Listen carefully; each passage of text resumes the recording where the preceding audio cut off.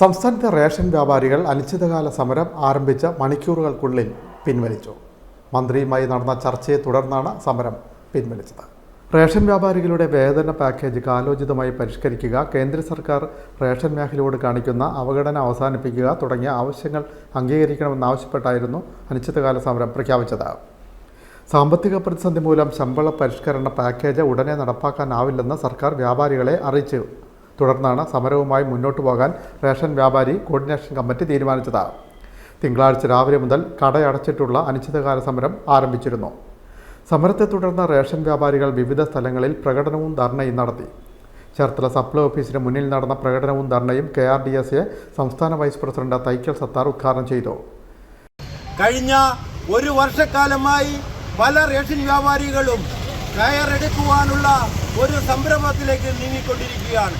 കാര്യം നിത്യവൃത്തിക്ക് പോലും വരുമാനമില്ലാത്ത രീതിയിലുള്ള ഒരു മാർഗമാണിന്ന് ഗവൺമെൻറ് റേഷൻ വ്യാപാരികളോട് നടക്കുന്നത്.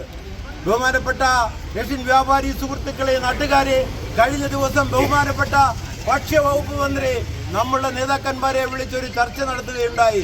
അത് വെറുമൊരു പ്രഹസനമാണ്. നമ്മൾ വെച്ചിരിക്കുന്ന ന്യായമായ അവകാശങ്ങൾ അംഗീകരിച്ചു തരുവാൻ ഗവൺമെന്റ് സന്നദ്ധ പ്രവർത്തിക്കാതെ നമ്മളുടെ വേതന പാക്കേജ് KREU CITU സംസ്ഥാന ഖജാൻജി CV ഷാജികുമാർ മുഖ്യപ്രഭാഷണം നടത്തി. സമരസമിതി നേതാക്കളായ EV തിലകൻ, രാഹുലയൻ, PG ബേബിക്കുട്ടൻ, ജയചന്ദ്രൻ, തങ്കച്ചൻ, പ്രബോധ് ചന്ദ്രൻ, ഷൈൻ, അജിത് തുടങ്ങിയവർ നേതൃത്വം നൽകി. റേഷൻ കടകളിലേക്ക് സാധനങ്ങൾ എത്തിക്കുന്ന വിതരണക്കാരുടെ സമരം മൂലം ഈ മാസം ഭൂരിഭാഗം കടകളിലും സ്റ്റോക്ക് എത്തിയിരുന്നില്ല. കടയടച്ചുള്ള സമരം കൂടിയായതോടെ റേഷൻ വിതരണവും പ്രതിസന്ധിയിലായി.